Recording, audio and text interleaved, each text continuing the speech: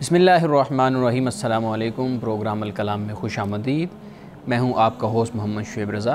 नाज़रीन किराम, प्रोग्राम के पहले हिस्सा में हम कुरान करीम की कुछ आयात को समझने की कोशिश करते हैं और दूसरे हिस्सा में अपने आहद के नुमाइंदा सियासी, समाजी, मजहबी मौज़ूआत पर पैदा होने वाले सवालात के जवाबात एक नए नुक्ता नज़र से जानने की कोशिश करते हैं। हैसब साबिक़ हमारे साथ शरीक गुफ्तगू हैं जनाब मोहम्मद अमानत रसूल साहब। अमानत साहब, बहुत शुक्रिया आपके वक्त का। मेरी मुआवनत के लिए मौजूद है मसनूरीन साहिबा। Thank you so much ma'am. नाज़रीन किराम, आपकी स्क्रीन पे हमारा व्हाट्सएप नंबर आ रहा होगा। आप अपने सवालात उस व्हाट्सएप नंबर पर भेज सकते हैं। हम इंशाल्लाह आपके सवालात को ज़रूर एड्रेस करेंगे। अमानत साहब, हम गुफ्तगू कर रहे थे सूरतुल आराफ और आयत नंबर 144 तक हमने गुफ्तगू की। 145 से अपनी गुफ्तगू का आगाज़ कीजिएगा। बिस्मिल्लाहिर्रहमानिर्रहीम। 145 पर हमने मुख्तसर बात की थी और इसमें ये फरमाया कि वकतबना लहू फ़िल अलवाहि मिन कुल्लि शैइन मौइज़तन व तफ़सीलन लिकुल्लि शै, कि फरमाया कि और हमने उसके लिए तख्तियों पर हर किस्म की नसीहत और हर चीज़ की तफसील लिख दी हमने। फ़ख़ुज़हा बिकुव्वा वअमुर कौमका याख़ुज़ू बिअहसनिहा। हज़रत मूसा अलैहिस्सलाम से ये फ़रमाया कि कुव्वत के साथ इसको पकड़ लो, इन तख्तियों को।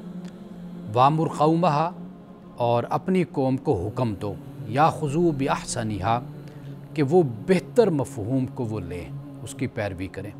सौरीकुम दारल फ़ासिकीन, और अन करीब अल्लाह पाक फरमाता है कि मैं तुमको नाफरमानों का घर आपको मैं दिखाऊँगा। अब यहाँ पे जो चंद बातें बयान हुई हैं, एक तो ये फ़रमाया कि अल्लाह सुब्हानहू तआला ने जो तख्तियाँ दी उन पर वाज़े नसीहतें मौजूद थीं और तफसील के साथ वो मौजूद थीं। यानी अल्लाह का जो कलाम होता है वो तफसील के साथ और बिल्कुल वाज़े, वो किताब मुबीन जिसे कुरान मजीद कहता है, तो वो किताब मुबीन है। और फिर ये भी फरमाया कि मजबूती से थामने से मुराद ये कि अमल और ईमान, किसी किस्म का कोई शक और शुबा ना पैदा हो, पुख्ता यकीन।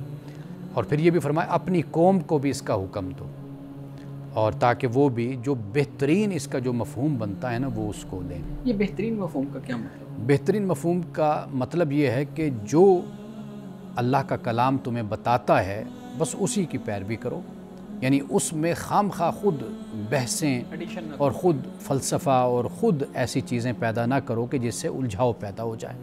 यानी एक सिंपल और सादा सी बात है कि जो मुस्तामल अल्फाज हैं माशरे में भी और वाज़े अल्फाज हैं, तो उससे जो मफ़हूम और जो माना हमें समझ आता है तो वो हमारे लिए काफ़ी है। इससे ये भी मतलब हो सकता है बेहतरीन मफ़हूम से कि उस पर उसी तरह अमल करो जैसे वैसे आपने कहा कि भी, ताकि नज़र आए कि जैसा कहा है वैसा ही पाया, वैसे उस पर अमल किया। अमल तो करना ही है। इंसानी जहन अपने लिए रास्ते पैदा करता है, पेचीदगियाँ पैदा करता है, मुशगाफियाँ निकालता है, उससे मसाइल एक अच्छी भली वाज़े बात भी उलझ कर रह जाती है। तो दर हकीकत ये बताया कि भाई जो मौजूद है, जो वाज़े है, बस उसी को तुम इख्तियार करो, उसी पर अमल करो। सही। और साहब ये भी बताइएगा ना कि ये जो तख्तियाँ हैं जो मूसा अलैहिस्सलाम को कोह तूर पे बुला के दी गई हैं, ये इस पे पहले ही लिखा हुआ था, ये सारी चीज़ तहरीर थी, या बाद में अल्लाह रब्बुल इज़्ज़त ने बाकायदा तौर पे वही के ज़रिए जैसे रसूलुल्लाह सल्लल्लाहु अलैहि वसल्लम तक वही आई वो लिखवाया गया, रसूलुल्लाह अपने आगे फिर लिखवाते थे, इस तरह से मामला था? अब इसके बारे में कुरान मजीद ने हमें कुछ नहीं बताया। बस इतनी बात है कि अल्लाह पाक फरमाता है कि हमने लिखी उसके लिए तख्तियाँ, वकतबना लहू फ़िल अलवाहि, तख्तियाँ लिखी उसके लिए। अब वो मुख्तलिफ़ तरीके हो सकते हैं।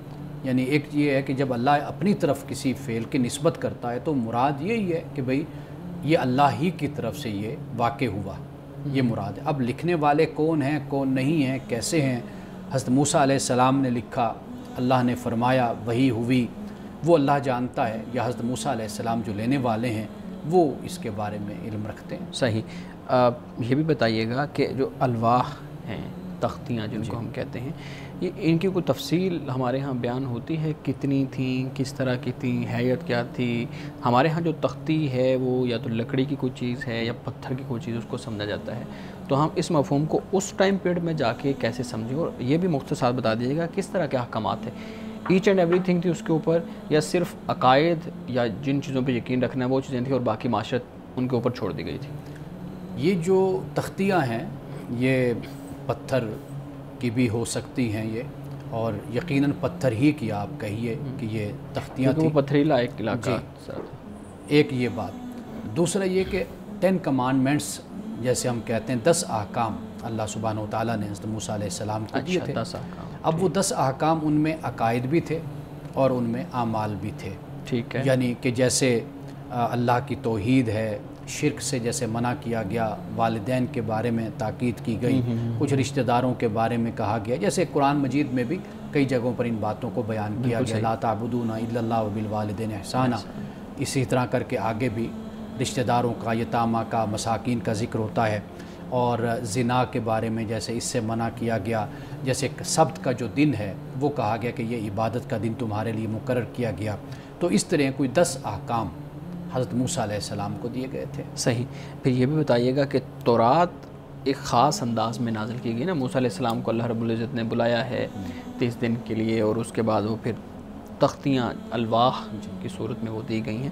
جب رسول اللہ صلی اللہ علیہ وآلہ وسلم کا دور نبوت ہے تو اس وقت پھر وہی اور طرح سے نازل ہو رہی ہے نا، اور پورا لمبا ٹائم پیریڈ ہے، 22-23 سال کے قریب وہ ٹائم پیریڈ ہے جس کے اندر قرآن مکمل ہوا۔ اور یہ جو طریقہ وحی کا ہے یا آپ کہہ لیں کتاب دینے کا ہے، یہ لوگوں کو دیکھ کے تبدیل ہوا یا اس کے پیچھے کوئی حکمت ہے اللہ تعالیٰ کی؟ پہلی بات، اللہ سبحانہ و تعالیٰ اس کا علم رکھتا ہے، اس نے اپنے بندوں سے جو خطاب کرنا ہے اس کے مختلف انداز اس نے اختیار کیے ہیں، جسے قرآن مجید نے بھی بیان کیا ہے کہ اللہ سبحانہ و تعالیٰ یا تو اشارہ اور کنایہ یہ ہے، یا اللہ سبحانہ و تعالیٰ کلام کرتا ہے جیسے حضرت موسیٰ علیہ السلام سے کلام کیا، یا یہ ہے کہ اللہ سبحانہ و تعالیٰ فرشتے کو بھیجتا ہے، تو جیسے حضرت جبریل علیہ السلام آئے۔ حضرت موسیٰ علیہ السلام پر بھی اللہ نے صرف یہ نہیں کہ تختیاں، یہ تو احکام دیے نا، وہی تو اترتی رہی وہ مختلف طریقوں سے، یعنی مثال کے طور پر آپ دیکھیے کہ اہل مصر کی اصلاح کے لیے اور دعوت کا جو آپ نے کام کیا تقریباً 40 سال، تو اس وقت اللہ کی طرف سے وہی اترتی تھی، آپ کی رہنمائی ہوتی تھی، اب وہ مختلف تھی۔ اب یہ جو تورات کا طریقہ اختیار کیا گیا تختیوں کا، یہ بالکل اس سے مختلف ہو جاتا ہے۔ تو گویا کہ ایسا معلوم ہوتا ہے کہ چونکہ قوم یہود جو بنی اسرائیل ہیں، ان کا مزاج کچھ ایسا تھا کہ یہ محسوسات اور ظاہر کو دیکھنا چاہتے تھے، تو اللہ سبحانہ و تعالیٰ نے ان کے لیے پھر وہ تختیاں اس کا اہتمام اس لیے کیا تاکہ ان کو یہ پتہ چل جائے کہ یہ احکام ہیں جو ہمارے پاس ایک سولڈ اور ایک ٹھوس شکل میں ہمارے پاس موجود ہیں۔ بالکل ٹھیک جی، مولانا صاحب اگلی آیت۔ اب اس کے بعد یہ فرمایا کہ سأصرف عن آیاتی الذین یتکبرون فی الارض بغیر الحق، کہ میں اپنی نشانیوں سے ان لوگوں کو پھیر دوں گا جو زمین میں ناحق گھمنڈ کرتے ہیں، تکبر کرتے ہیں۔ یعنی اس میں جو بات بیان کی، انسان 2 طرح کے ہوتے ہیں۔ ایک انسان وہ ہوتا ہے کہ جو اپنی آنکھیں، اپنے کان کھلے رکھتا ہے، اپنے دل کھلا رکھتا ہے، اور چیزوں کو ویسے سمجھنے کی کوشش کرتا ہے جیسے وہ ہیں، جیسے رسول اللہ صلی اللہ علیہ وسلم نے بھی اللہ کی بارگاہ میں یہی دعا کی تھی کہ یا اللہ جیسی جو چیز ہے مجھے ویسے وہ دکھا، یعنی اس میں وہ کجی نہیں اس کی معرفت مجھے عطا کر جیسے وہ چیز ہے۔ ایک تو انسان کی یہ قسم ہوتی ہے۔ ایک انسان وہ ہوتا ہے کہ جو اپنے آنکھ، اپنے کان کھلے نہیں رکھتا، اپنے دل کو کھلا نہیں رکھتا، اور وہ چیزوں کو ویسے نہیں دیکھتا جیسے اس کو دیکھنا چاہیے، یعنی اس پر وہ اپنے روایات کے پردے ڈالتا ہے، رسوم و رواج کو ڈالتا ہے، تکبر اس میں ہوتا ہے، گھمنڈ ہوتا ہے، تعصب ہوتا ہے، تو وہ حقیقت تک نہیں پہنچتا۔ یہ انسانوں کی 2 قسمیں۔ تو یہاں پر اللہ سبحانہ و تعالیٰ نے اس دوسری قسم کا ذکر کیا ہے کہ فرمایا کہ میں اپنی نشانیوں سے ان لوگوں کو پھیر دوں گا جو زمین میں ناحق گھمنڈ کرتے ہیں، یعنی ان کو روشنی ان کو نصیب نہیں ہوگی۔ آگے دیکھیے خود وضاحت فرمائی، وَإِن يَرَوْا كُلَّ آيَةٍ لَا يُؤْمِنُوا بِهَا، اور اگر وہ ہر قسم کی نشانیاں دیکھ لیں تب بھی ان پر ایمان نہ لائیں۔ وَإِن يَرَوْا سَبِيلَ الرُّشْدِ لَا يَتَّخِذُوا سَبِيلًا، اور اگر وہ ہدایت کا راستہ دیکھیں تو اس کو بھی نہ اپنائیں، یعنی یہ ایک حالت ہے۔ وَإِن يَرَوْا سَبِيلَ الْغَيِّ يَتَّخِذُوا سَبِيلًا، اور اگر ٹیڑھا راستہ وہ دیکھیں، گمراہی کا راستہ، تو اس کو اپنا لیں گے۔ اب یہ خود ہی ہر سوال کا جواب ہمیں ملتا چلا گیا کہ اللہ سبحانہ و تعالیٰ کسی کو اپنی آیات سے اس طرح نہیں پھیر دیتا کوئی ظلمن. قرآن پاک نے اس کو کئی جگہوں پہ بیان کیا کہ اللہ پاک فرماتا ہے کہ ہم لوگوں پر ظلم نہیں کرتے لیکن لوگ ظلم خود اپنے اوپر کرتے ہیں. فلما زاغوا ازاغ اللہ قلوبہم، کہ جب انہوں نے ٹیڑھا راستہ اختیار کیا تو پھر اللہ نے ان کے دلوں کو ٹیڑھا کر دیا. ٹھیک ہے، یعنی وہ ایکسیپٹیبلٹی کے لیے تیار نہیں ہوتے. یعنی آغاز انہی لوگوں سے ہوتا ہے. یعنی وہ جو ایک سوال اٹھایا جاتا ہے کہ جب اللہ نے یوں کر دیا تو پھر بندہ کیا کرے؟ جب خدا نے لکھ دیا تو پھر بندے. قرآن مجید خود ہر مسئلے کو بیان کر دیتا ہے، واضح کر دیتا ہے. اب آپ یہاں پر بھی دیکھیے یتکبرون فی الارض کے الفاظ ہیں کہ زمین میں ناحق تکبر. یہ جو ناحق فرمایا نا، یہ اصل میں ایک گناہ اور جرم کی جو شناعت ہوتی ہے نا، انٹینسٹی ہوتی ہے، اس کی شدت، اس کو بیان کرنے کے لیے ہوتا ہے. جیسے مثال کے طور پر قرآن لا تاکلوا الربا ضعفا مضاعفا کہتا ہے کہ بڑھا چڑھا کے سود نہ کھاؤ. تو اس کا مطلب یہ نہیں کہ 1% کھا لیا جائے 2% نہ کھائیں، یہ مراد نہیں. مطلب یہ کہ کسی طرح بھی یہ جائز نہیں ہے کہ تم یہ کرو. تو یتکبرون فی الارض بغیر الحق یہ فرمایا. اور پھر آگے یہ بتا دیا کہ ہر آیت کو یہ دیکھتے لیکن ایمان یہ نہیں لاتے. صحیح. ناظرین کرام، یہاں وقت ہوا چاہتا ہے ایک بریک کا، ہمارے ساتھ رہیے گا.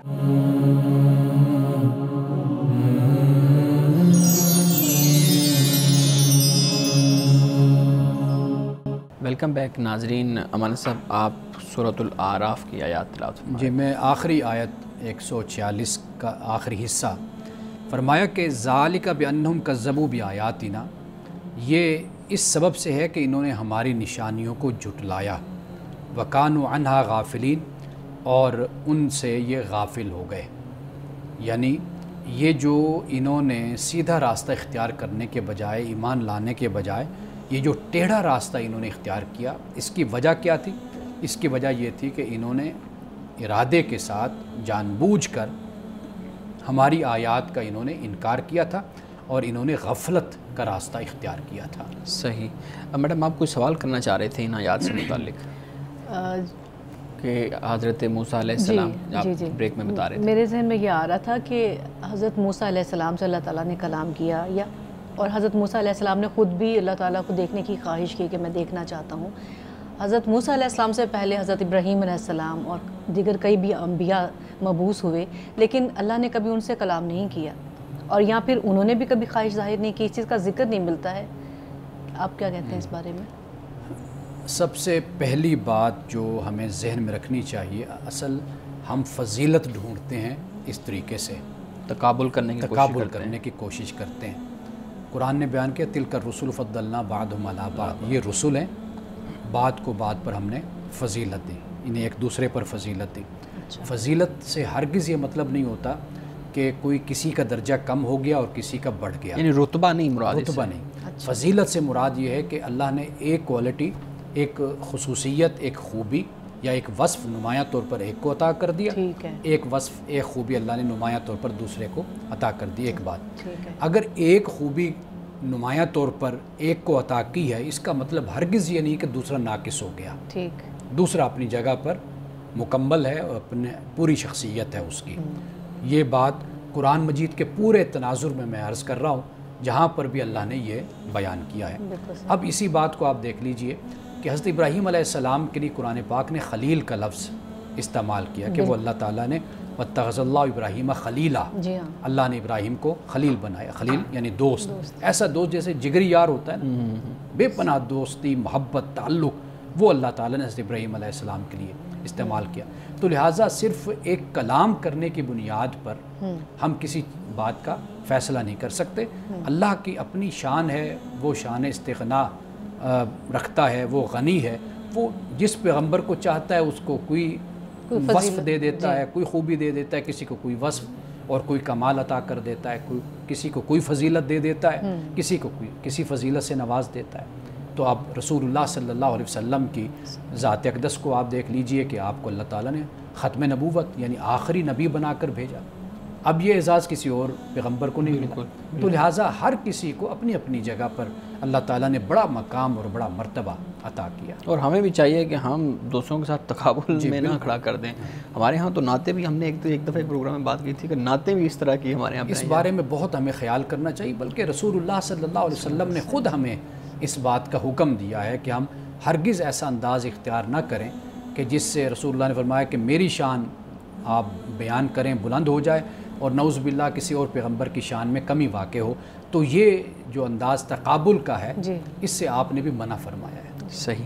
ہمارے صاحب آیت نمبر 146 کے اندر یہ بات ہو رہی ہے کہ اب اللہ رب العزت ان کی وہ ہٹ دھرمی کو بیان کر رہے ہیں کہ ان کے سامنے آپ نشانیاں بھی لے آئیں گے, ان کو جتنا مرضی راہ دکھا لیں گے, یہ بھی مان لانے والے نہیں ہیں. اچھا, ایک طرف یہ بیان کیا جا رہا ہے کہ یہ مان لانے والے نہیں ہیں, جبکہ دوسری طرف اس کے بعد بھی ان کو نشانیاں دکھائی جا رہی ہیں. یعنی موسیٰ علیہ السلام اپنی قوم کی جو ان کی خواہشات ہیں ان کو پورا کرنے کی کوشش کر رہے ہیں, یا جو قبیلے والے قوم والے لوگ کہہ رہے ہیں ان چیزوں کو پرووائڈ کرنے کی کوشش کر رہے ہیں. نشانیاں تو پھر بھی دکھائی جا رہی ہیں. حجت تمام کی جاتی ہے نا, یعنی کسی کے پاس کل کوئی بہانہ نہ رہے.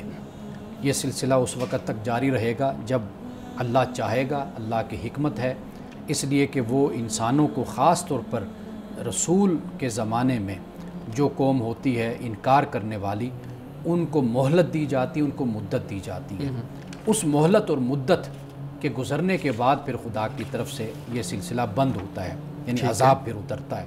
تو لہٰذا یہ اسی لیے ساتھ ساتھ جاری ہے کہ بھئی ہدایت بھی ساتھ ساتھ جاری ہے, اور وہ لوگ کہ جو اپنی گمراہی میں, اپنے تعصب میں اور دشمنی میں, عداوت میں وہ انتہا تک پہنچ گئے, ان کے بارے میں یہ اللہ تعالیٰ نے یہاں پر بیان فرمایا ہے. صحیح, بہت شکریہ مانے صاحب. آج کی آپ کی قرآن کریم سے متعلق گفتگو ختم ہو گئی ہے, تو میں آپ کے سامنے کچھ سوالات مزید ہیں. اگر آپ کہیں تو ایک آیت ہے کہ تاکہ بالکل ایک بات بات مکمل ہو جائے گی. فرمایا والذین کذبوا بآیاتنا, اور وہ لوگ جنہوں نے ہماری آیات کو جھٹلایا, ولقاء الآخرۃ, اور آخرت کی ملاقات کو. آخرت میں ملاقات کس سے ہونی ہے؟ اللہ سبحانہ وتعالیٰ سے ملاقات ہونی ہے. قرآن مجید نے اس کو بھی کئی اور مقام پر بھی بیان کیا ہے. حبطت اعمالہم, ان کے اعمال ضائع ہو گئے. هل یجزون الا ما كانوا یعملون, اور وہ بدلے میں وہی پائیں گے جو وہ کرتے تھے. یعنی جو انہوں نے عمل کیا وہی ان کو اس کی جزا یا سزا آپ کہہ لیجئے وہ ان کو دے دی جائے گی. اب یہاں پر آپ یہ دیکھیے کہ آیات کو جھٹلایا, کائنات میں موجود ہیں, سارا کچھ نظر آ رہا ہے. جیسے میں نے پہلے بیان کیا, دو لوگوں کی میں نے مثال ظاہرہ کر رہے ان کی ہیں, نفسیات کو میں نے بیان کیا, سب کچھ سامنے ہے. اور دوسرا کیا ہے؟ آخرت کی ملاقات کو, اس کو بھی جھٹلایا. اور پھر ہوا کیا؟ ممکن ہے کہ یہ سب کچھ کرنے کے ساتھ ساتھ کوئی ایسے اعمال بھی ہوں جو وہ کر رہے ہوں اور ان اعمال کا کوئی نتیجہ نہیں نکلا. یعنی وہ برے اعمال ان کے ہو سکتے ہیں کہ انہوں نے جو اسلام کے خلاف سازش کی, پیغمبر کے خلاف کی, وہ یہ سمجھتے ہیں کہ شاید ان سے کوئی نتیجہ اخذ ہوگا, کوئی نتیجہ نکلے گا, تو وہ بالکل زمین سے لگ گئے اور ختم ہو گئے وہ. اور یہ کیا ہے؟ یہ سب کچھ فرمایا کہ ان کے اعمال کا بدلہ ہے جو وہ کرتے رہے ہیں. مانا صاحب بہت شکریہ. مانا صاحب پچھلے دنوں برطانوی عدالت کا ایک فیصلہ آپ کے سامنے آیا, مجھے یاد ہے ہم اس کو دونوں ڈسکس کر رہے تھے, اسی پہ میں آپ کی رائے لینے کی کوشش کروں گا. آپ بتائیے گا وہ فیصلہ, میں ذرا مختصر بتا دوں. وہ فیصلہ یہ کہ جو جنس ہے مرد اور عورت, اصل میں بنیادی طور پہ یہ دو ہی ہیں. اب لوگ جو ٹرانس ہو جاتے ہیں, یعنی اپنی جنس تبدیل کروا لیتے ہیں, اس کے بعد پھر اپنی شناخت کو بدل لیتے ہیں, اس کی بنیاد پہ یہ کہا گیا کہ نہیں, شناخت صرف مرد اور عورت ہی ہے. اس پہ میں آپ سے پوچھنا چاہوں گا کہ اگر کوئی نفسیاتی طور پہ مرد یا خاتون یہ سمجھتی ہے کہ اس کے اندر ایک خاص جینڈر والی جو فیلنگز ہے وہ نہیں ہے, بلکہ اس کو کنورٹ کرا لینا چاہیے, اور اس کی بیس پہ یہ جو ہے نا وہ فیصلہ آیا, آپ کی اس پہ کیا رائے ہے؟ یہ جو فیصلہ ہے اس میں یہ بتایا گیا ہے کہ بنیادی طور پر یعنی جس جنس میں انسان کی پیدائش ہوئی ہے, وہ پیدا مرد ہے تو وہ پیدائش ہوئی تو مرد ہے, اور جو پیدائش عورت کی حیثیت سے یعنی لڑکی کی حیثیت سے ہوئی تو وہ پھر اسی طرح اس کی پہچان, اس کی آئیڈینٹی, یہ شناخت اس کی بنے گی. یہ فیصلہ اس حوالے سے تھا. جی. اور اگر ہم یہ اپنی اسلامی روایت میں اور اسلامی فقہ میں بھی ہم اس کا اگر مطالعہ کریں نا, تو وہاں پر بھی ہمیں واضح طور پر یہ چیز ملتی ہے. اور فقہائے کرام نے انسان کی یعنی ایک شخص کی جو جنس ہے اس کو مختلف طریقوں میں تقسیم کیا ہے. صحیح ہے. یعنی مثال کے طور پر مرد اور عورت تو واضح طور پر ہے, انہوں نے اس کو خنثی میں بھی بیان کیا ہے. یعنی ایک خنثی مشکل ہے, ایک خنثی غیر مشکل, اس کو بھی بیان کیا. اسی طرح مخنث کو بھی انہوں نے بیان کیا. اچھا. اور اسی طریقے سے انہوں نے ایک مترجلہ یہ بھی بیان کیا، یعنی کہ یہ انسان کی بہت سی صورتیں بن جاتی ہیں. یعنی مثال کے طور پر ایک عورت ہے، اب وہ ہے تو حقیقت میں عورت، لیکن اس کا اٹھنے بیٹھنے کا طریقہ اور بات کرنے کا طریقہ وہ مردوں جیسا ہے. ٹھیک ہے. ٹھیک ہے. ایک عورت ہے، ایک مرد ہے، اب وہ ہے مرد ہی، لیکن اس کے انداز اٹھنا بیٹھنا، ہاتھوں کا، بولنے کا انداز جو ان سے ہے وہ اس کا دوسری جنس کی طرح ہے، عورت کی طرح ہے. اب اس پر تو کوئی اختلاف نہیں ہے نا. صحیح. اصل جو اختلاف پیدا ہوتا ہے وہ مخنث خنثی کے بارے میں جا کر، یعنی جس میں واضح دونوں علامات نہ ہوں. ہاں، خنثی کے بارے، یعنی مرد اور عورت دونوں کی طرح ہو، ملتا ہو. ٹھیک ہے. اب یہ جو چیزیں ہوتی نا، ان کو تو آج کے دور میں آپریشن کے ذریعے سے بھی حل کیا جا سکتا ہے. کسی ایک جنس کی طرف اس کو منتقل کیا جا سکتا ہے. کسی ایک جنس کی طرف اس کو کیا جا سکتا ہے.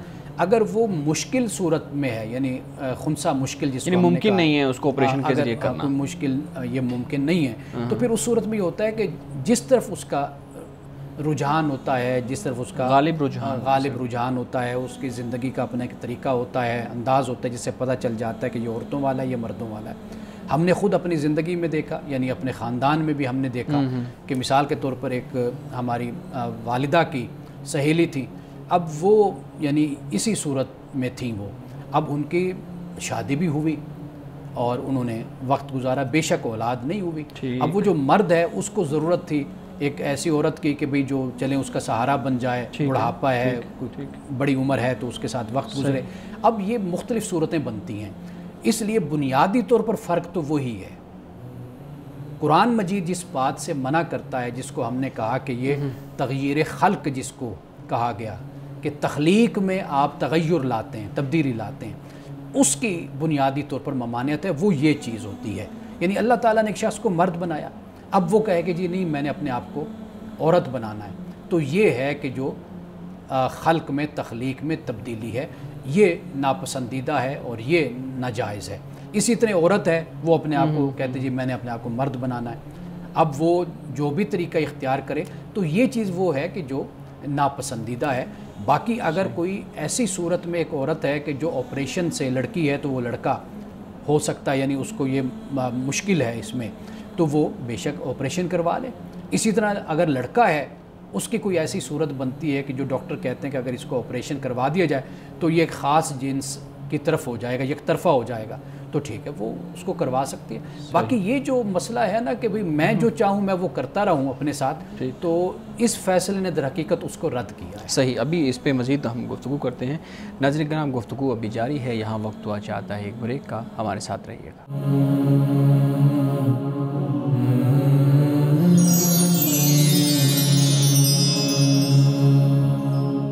پروگرام میں ایک دفعہ پھر خوش آمدید. امان صاحب، ہماری گفتگو ہو رہی تھی کہ برطانوی عدالت نے فیصلہ کیا ہے کہ جو انسان ہے وہ اصل میں دو ہی جنس ہیں، مرد ہیں یا عورت ہیں. ان کو انہی دو گروپوں میں سے کسی ایک گروپ میں تقسیم کیا جائے گا، ان کی شناخت بنائی جائے گی. میں آپ سے پوچھنا یہ چاہوں گا کہ اسلام کے اندر جو جنس ہے اس کی پہچان کا معیار کیا ہے؟ جسمانی اعضاء ہیں، جیسے انسان کے پرائیویٹ پارٹس ہیں، یا یہ بال ہیں، یا خاص جو ہے نا وہ شکل و صورت ہے، یا شناخت کی کوئی اور بھی چیز ہے؟ دیکھیے، دو لفظ ہمارے ہاں استعمال کیے جاتے ہیں سماجیات میں. ایک لفظ ہوتا ہے جنس، ایک ہوتا ہے صنف. ٹھیک ہے. یعنی آپ جسے ہم کہتے ہیں نا سیکس اور جینڈر. اب یہ دو لفظ ہیں. اب آپ کا جو سیکس ہے یہ در حقیقت اس چیز کو ڈیفائن کرتا ہے کہ سوسائٹی میں جو آپ کا جینڈر ہے، آپ کی جو سماجی شناخت ہے، وہ اس بنیاد پر آپ کی بنتی ہے. یعنی واضح بات ہے کہ اللہ سبحانہ و تعالیٰ نے دونوں کو جدا فیچرز دیے ہیں. بالکل صحیح ہے. مرد کا فیچر اور عورت کا فیچر علیحدہ ہے. ٹھیک ہے. یہ کوئی ایسا کوئی فلسفیانہ سوال نہیں ہے، کوئی منطقیانہ سوال نہیں کہ جس کو ہم حل نہ کر سکیں. یہ واضح طور پر یہ فرق موجود ہوتا ہے کہ یہ مرد ہے، یہ عورت ہے. تو لہٰذا جنس کی بنیاد پر اسلام کی جب ہم روشنی میں دیکھتے ہیں تو احکام اسی طریقے سے ہی نافذ ہوتے ہیں جنس کی بنیاد پر.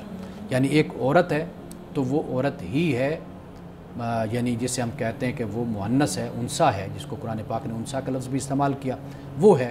تو اس پر پھر احکام وہ عورتوں والے ہی نافذ ہوتے ہیں. اسی طرح جو مذکر ہے، مرد ہے، تو واضح بات ہے کہ اس پر پھر احکام اسی طریقے سے ہی نافذ ہوں گے. ٹھیک. باقی بنیادی جو تعلیم اور اصول ہیں وہ تو ہمیں قرآن سے اسلام نے ہمیں دے دیے، باقی جو معاشرے میں جو کچھ ہوتا ہے وہ اسی کی روشنی میں پھر آگے طے کیا جاتا ہے۔ لیکن مولانا صاحب یہ تو جنس کی پہچان کا معیار آپ نے جو ہے نا وہ بتا دیا۔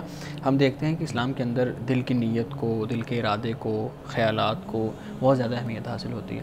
اب ایک طرف ایک شخص کے خیالات، اس کے احساسات، اس کے جو جذبات ہیں وہ اور طرف ہیں، اس کے جو جسمانی پارٹس ہیں وہ اور طرف ہیں، یعنی یہی ہماری بحث ہے نا کہ وہ کہہ رہا ہے کہ مجھے محسوسات میں یہ ہو رہا ہے اس لیے میں نے اس کو ٹرانس کر لینا ہے اور میں دوسری جنس کی طرف جا رہا ہوں۔ تو جب اسلام میں ان چیزوں کو اہمیت حاصل ہے تو اس معاملے کے اندر ان چیزوں کو اہمیت کیوں حاصل نہیں ہے؟ آپ یہ بتائیے کہ یہ معاملہ اکثریت کے ساتھ ہوتا ہے یا بہت کم لوگوں کے ساتھ ہوتا ہے؟ واقعی آپ کی بات ٹھیک ہے، نہ بہت کم ہونے لوگوں کے کے ساتھ برابر بالکل لوگوں کا ہے مسئلہ۔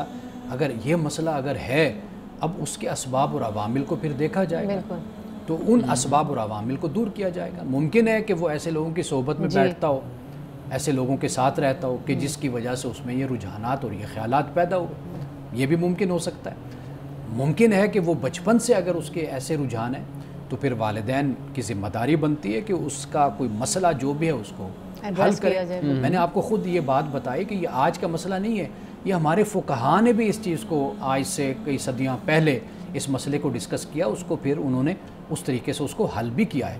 آج تو اور زیادہ ہمارے پاس سہولتیں موجود ہیں جس کی روشنی میں اب آپ دیکھ لیجئے کہ سائیکالوجسٹ ہیں، اس مسئلے کو وہاں پر بھی ڈسکس کیا جاتا ہے، کرتے ہیں مختلف ہمارے یعنی پلیٹ فارم آپ کہہ لیجئے، وہاں پر بھی ان مسائل کو ڈسکس کیا جاتا ہے۔ ایسے لوگوں کو یا ایسی جو جن کی آپ بات کر رہے ہیں ان کو نہ سنپ کیا جانا چاہیے، نہ ان کے خلاف کوئی جلوس نکالنے چاہیے، نہ ان پر کوئی کرٹیسائز کیا جانا چاہیے اور نہ ان کو کرش کرنے کی کوشش کرنی چاہیے، بلکہ ان کے ساتھ ڈائیلاگ، گفتگو، مکالمہ، اس کے ذریعے سے ان مسائل کو حل کرنا۔ یعنی آپ کو لگتا ہے کہ یہ کوئی مرض ہو سکتا ہے جس کی ریہیبلیٹیشن کا کام ہونا چاہیے؟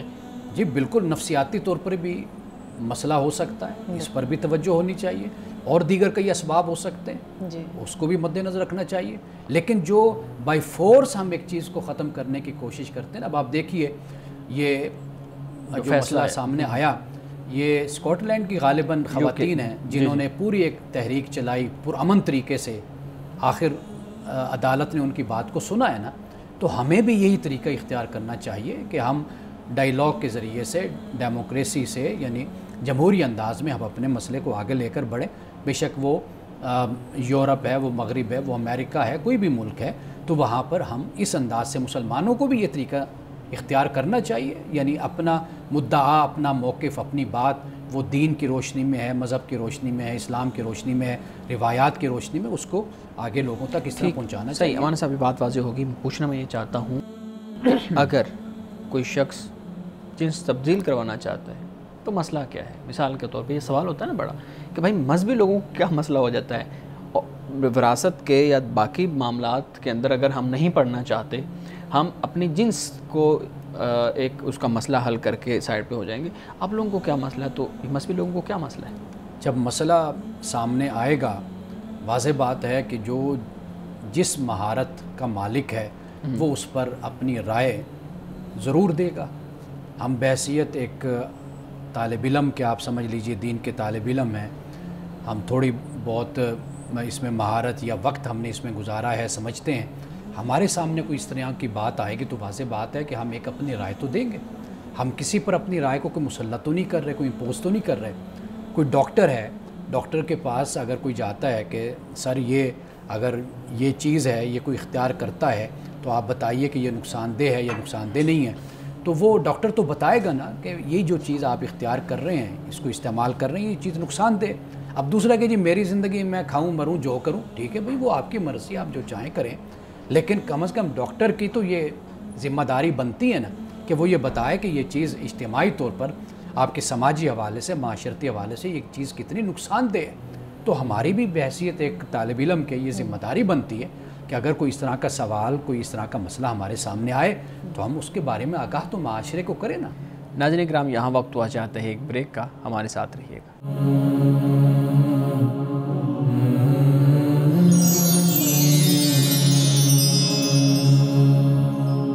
پروگرام میں ایک دفعہ پھر خوش آمدید۔ امان صاحب بہت مختصر میں چاہوں گا آپ کا کمنٹ۔ ہمارے ناظرین کی طرف سے سوال ہے کہ اگر کوئی شخص 3 جمعے نہیں پڑھتا تو کیا وہ کافر ہو جاتا ہے؟ کافر نہیں ہوتا وہ، لیکن رسول اللہ نے یہ فرمایا ہے کہ دل اس کا جو ہے اس پر مہر لگ جاتی ہے. یعنی مہر سے مراد یہ ہوتا ہے کہ جو احساس گناہ ہے نا وہ ختم ہو جاتا ہے. یعنی ممکن ہے کہ ایک جمعہ چھوڑے تو پھر اس کے اس میں ایک احساس ندامت پیدا ہو کہ یار میں نے جمعہ کیوں چھوڑا، پھر وہ دوسرا چھوڑ دے، پھر تیسرا، تو وہ گویا کہ پھر ایک مہر لگ جانے والی اس کی حالت ہوتی ہے. اور یہ یعنی مسلمہ اصول اور قاعدہ ہے کہ ایسا شخص کافر نہیں ہوتا، اس کو آپ فاسق کہہ لیں، فاجر کہہ لیں، گناہ کبیرہ کا مرتکب کہہ لیں، لیکن کافر نہیں کہہ سکتے.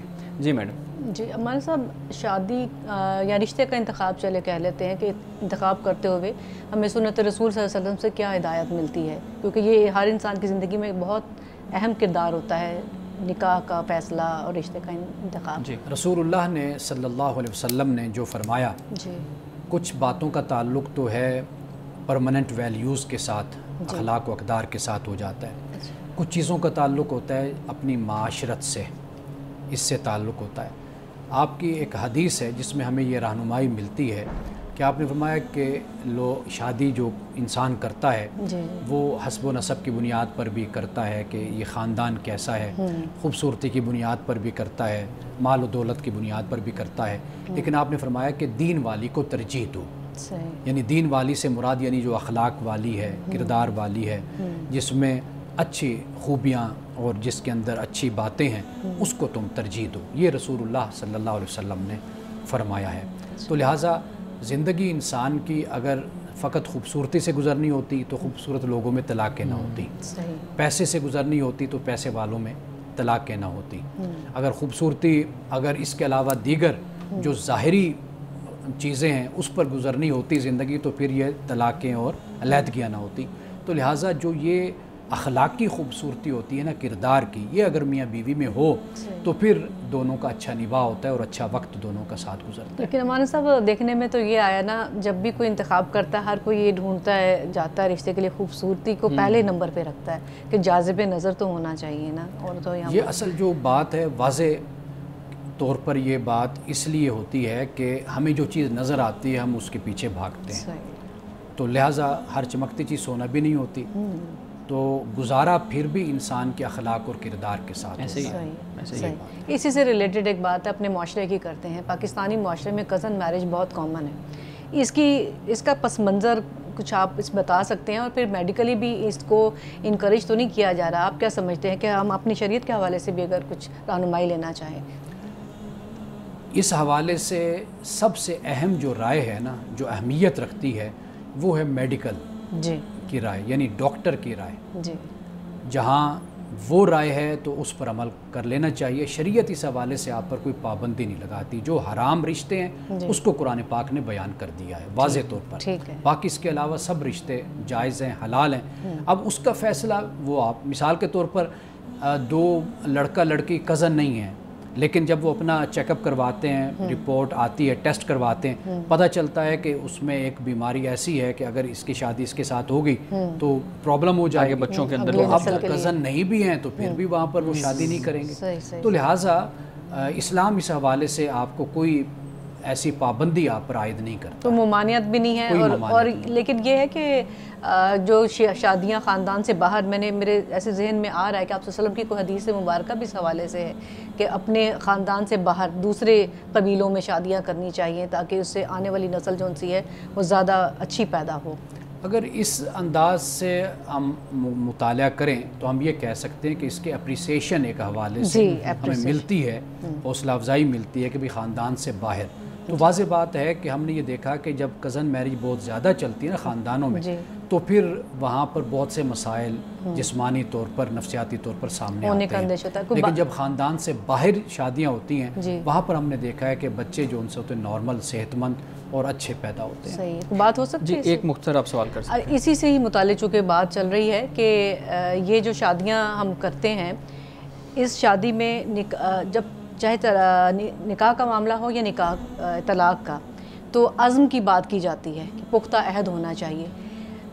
نکاح کرتے ہوئے اگر کسی مرد کے دل میں یہ ہو کہ میں اس سے نکاح تو کر رہا ہوں لیکن میں جلدی سے چھوڑ دوں گا، ایٹ دا اسپاٹ اس کے ذہن میں یہی بات ہو، تو پھر ایسے نکاح کی کیا شرعی حیثیت رہ جاتی ہے؟ نکاح ظاہر پر ہوتا ہے، نکاح ہو جاتا ہے اپنی جگہ پر، اچھا، لیکن اگر کوئی شخص اس طرح کی نیت کے ساتھ کرتا ہے تو وہ خائن ہے، بددیانت شخص ہے، کل قیامت کے دن اللہ کی بارگاہ میں وہ ضرور اس کا جواب دہ ہوگا۔ یہ ایسے ہی ہے کہ کوئی شخص حق مہر بہت سے بڑا طے کر لیتا ہے اور نیت اس کی یہ ہوتی ہے کہ میں نے دینا کب ہے اس کو، میں دوں گا تو نہیں اس کو، تو یہ خیانت اس نے کی ہے، تو اس کا وہ اللہ کی بارگاہ میں جواب دہ ہوگا۔